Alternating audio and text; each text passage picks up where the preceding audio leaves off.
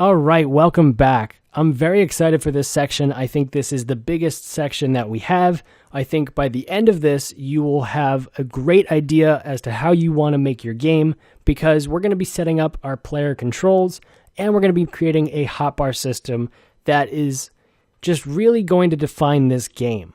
And what I think you're going to get out of it by the end of this section is you're going to want to expand to it, or you might want to completely redo it.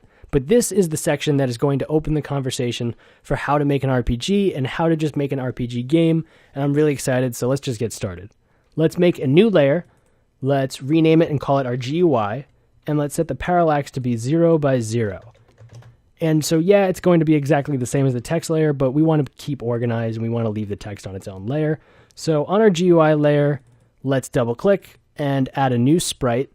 Let's make it 64 by 64. And pick a dark gray color or just a dark color in general so it really defines where our hotbar is. So I'm going to pick a dark gray and I'm going to drag it all the way across the bottom dotted line of our window size.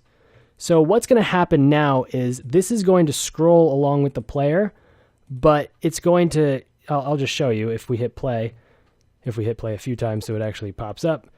You can see at the bottom, it's going to create this really well-defined edge to where this game is. So you're going to think that the game ends here, or if I were to move up a little bit, you could almost think that the game would end there, but if you scroll down, you can now have kind of more area to explore. It kind of just defines the overall shell. I mean, this is the HUD of the game. That's what it stands for. This is the heads-up display of our game, or graphical user interface, whatever you want to call it. This is just going to define it.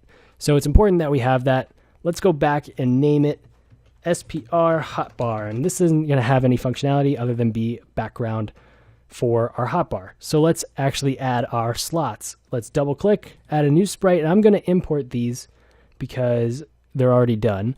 So import hotbar 1. And if you want to rename, or if you want to redo these all together, you can just completely make a 32 by 32 and make your own items. Or if you want to import these and then change my terrible drawings, by all means do so. So let's rename this to ID 1. Let's make a new animation. Let's call this ID 2. And on ID 2, let's open up hotbar 2.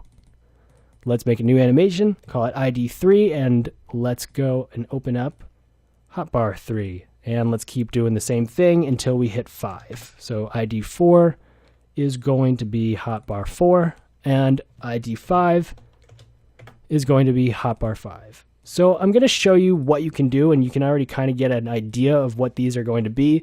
This is going to be your melee attack. This is going to be your projectile. That was supposed to be a bullet. You can make it a gun if you want to. You can make it a staff, whatever fits more RPG kind of style. But I wanted to have a projectile because it doesn't have to be a bullet. It could be like kind of like a fireball or something cool.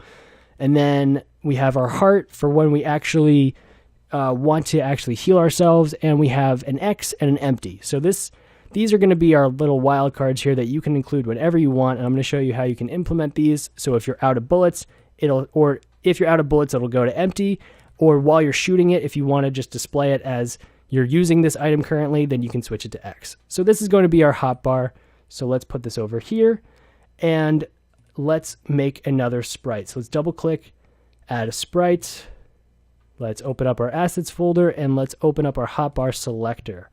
Okay, once we have our selector, which by the way is just also 32 by 32, and it's really just one green square like that. Let's put it on top of our hotbar. Let's just move it over for now. Let's call it our SPR selector, and let's call this our SPR slot. They're both going to be very important into making our hotbar, but we're pretty much set up and ready to go. So I'll see you in the next lecture when we start doing that.